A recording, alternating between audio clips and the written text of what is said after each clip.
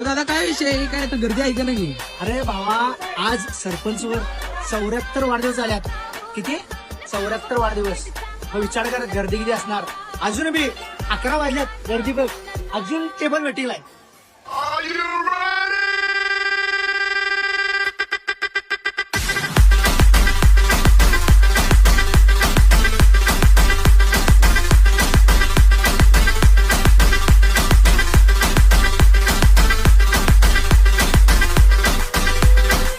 एक नंबर दादा. आता सध्याला तर मी कोल्हापुरात इथपर्यंत आलोय.